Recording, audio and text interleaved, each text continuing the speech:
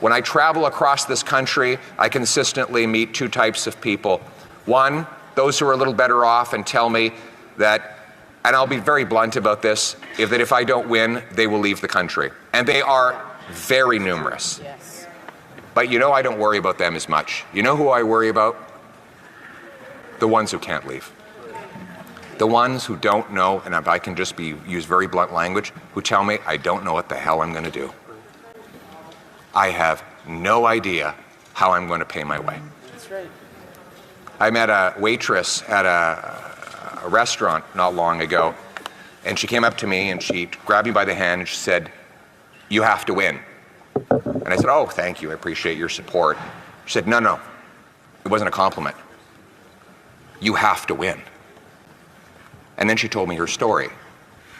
She told me that she was working one full-time job and two part-time jobs just to pay her bills. As a single woman in her late 50s.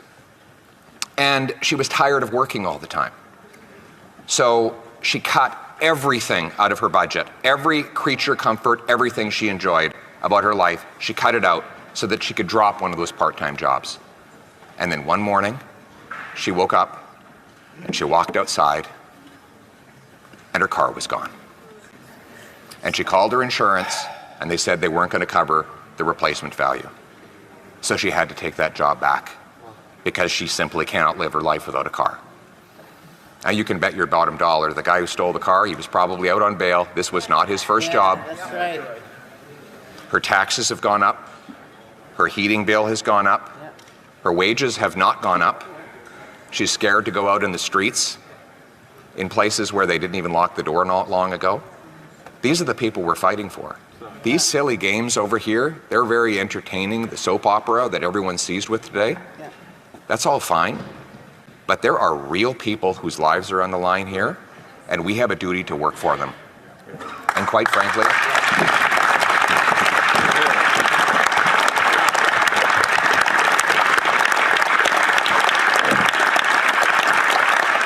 this woman doesn't see me as any, or any of us as any kind of savior. They see us all as a last hope. In fact, she doesn't want to be saved. She just wants her life back. Yeah, exactly. She was taking care of herself just fine before her tax, her heat, her grocery bill went through the roof and her car went missing. She was doing just fine. She was doing everything right. Met another guy at the Labrat Brewery a few days ago, and you can watch the video of me talking with him. He walked up to me and he said, "I have 3 jobs and I can't make it. We're renting. We have no hope. We've given up on ever owning a home. We're renting. We can barely make it." And he said to me, "I feel ashamed when I talk to my kids because they ask me why I'm never around and why we can never have a house. And I feel like a failure." But he didn't fail. He has been failed. That's right. He has been robbed Yeah. of the promise of Canada. It was a very simple promise, that if you worked hard, you got a good life. Now, it wasn't fancy or extravagant, but you got a house with a yard where you could have kids playing safely, and you could have a nice dog that you could afford to feed along with the kids, and your kids could play safely in the streets. That was the promise. Now, politicians break promises all the time, but you know what was bad about this promise? This promise didn't belong to this Prime Minister.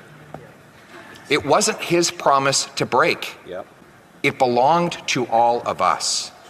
And our purpose is to bring home that promise for that young man, that young father, and that older female worker so that they can once again take back control of their lives, live in a safe country where their hard work earns them a good wage, where their rent and their food is affordable, and where when they go to bed at night, they know that they will be safe throughout their sleep and that they will have their car in their driveway in the morning. A country where people are proud again to fly the flag, where they know the government is a servant and not a master, where they understand that every day the Commons, this place, works for the common people, not for the ego of one man desperate to cling on to his job. We must remember that we are servants in this place. We have a job to do on behalf of the people who sent us here. Our personal dramas are not important. The dramas that should seize all of our concern and imagination are the daily dramas of the working women and men that build this country. We are in it for them. We're going to give them back control of their lives in the freest country on earth, Canada. Let's bring it home.